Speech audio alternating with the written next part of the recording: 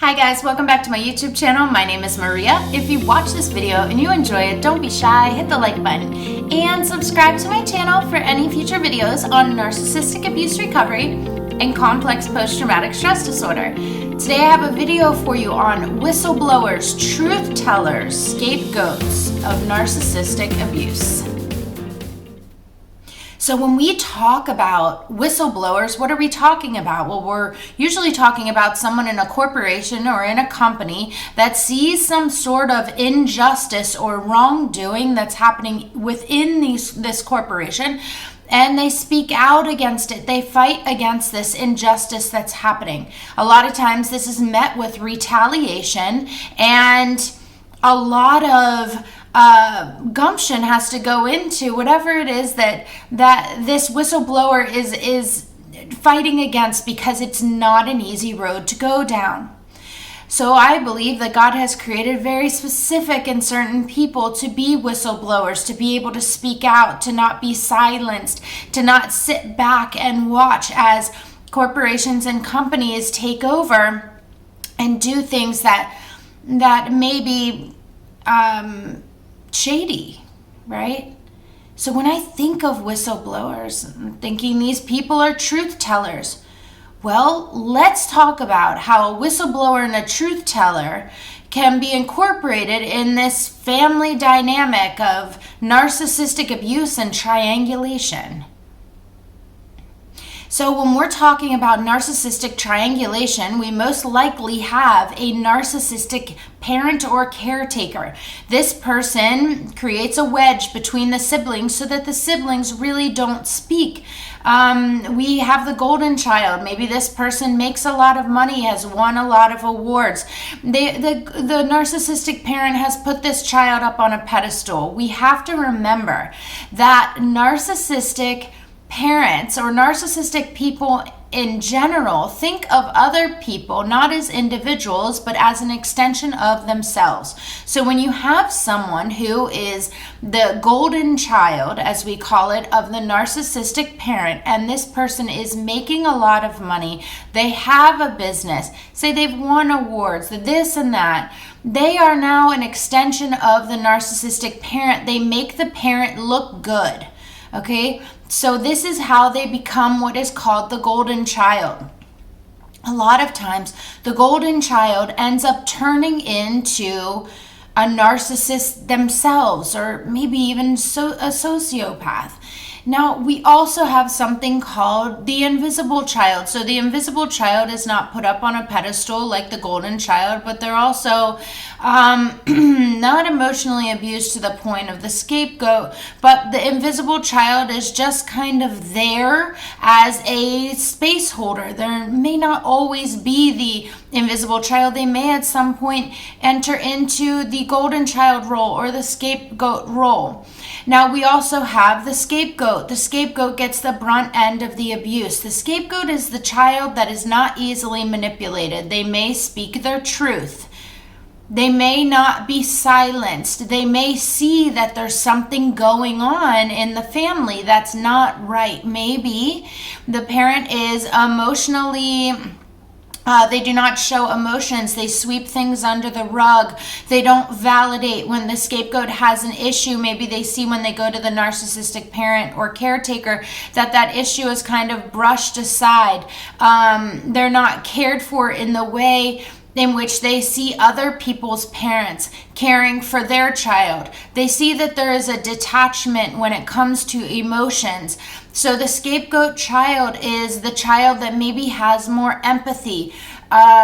They care for people more. They have a heart for people.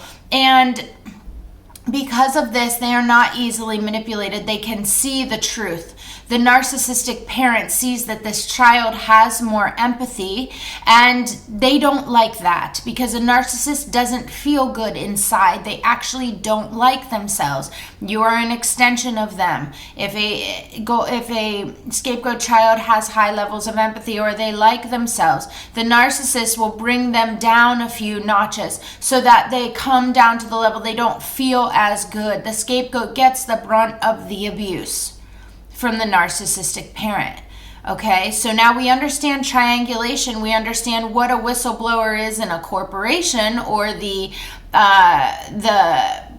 actual, the way in which we define what a whistleblower is in the community as we are right now. And next, let's talk about how a whistleblower, a truth teller scapegoat, can be a very powerful tool when fighting against narcissistic abuse. So although whistleblowers are really talked about in corporations and large companies, if you are a truth teller and you're a scapegoat and you're someone who has gone no contact, speaks out about narcissistic abuse or narcissistic abuse recovery, helps others through it, talks about the issues, is verbal about it, then I will tell you that you are a whistleblower. You are someone who wants to change the norms of society.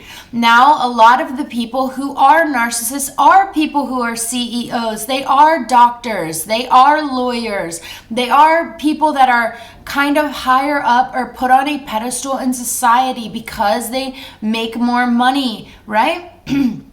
So when we are talking about someone who is a scapegoat, who is a generational curse breaker, a truth teller, a whistleblower who is speaking out against narcissistic abuse, you have to understand the retaliation that is to come. We have the family members of the game of triangulation. These family members will talk to other people about you. They will create narratives about you. They will act as if you are mentally ill, as if you are crazy, as if there is something wrong with you, as if you are hard to communicate with. They will keep you down. They don't want you to speak out against what is going on in the family, because for them, sweeping things under the rug is the norm. That's safe to them because that allows them to continue the cycle of emotional abuse from generation to generation. You, as a generational curse breaker, are doing the opposite. You are breaking that cycle. You are speaking out against the abuse. You are exposing abusers. You have to understand that there will be times where they will speak to other people, people that you love, people that are close to you, and they will treat you and create narratives about you as if you are the problem. I'm sure you already see that you do have family members or, people that you work close with who no longer speak to you. This is only because of the narratives that the narcissistic parents, caretakers, siblings have created about you. They have nothing to do with who you actually are.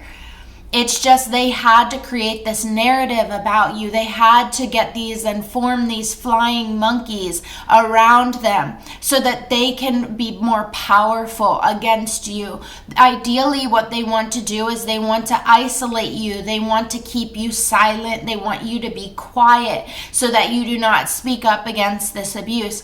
This can be a dangerous spot to be in, but if we hold our role as the whistleblower, as the generational curse breaker, as the truth teller, scapegoats, then what we are doing is we are living out our God-given purpose on this earth. We are breaking these curses. We are allowing other people to be validated, the people who have been silenced, the people who have been unheard, the other scapegoats who have been hurt and that have been held down by these emotionally abusive people for their entire lives now have a voice.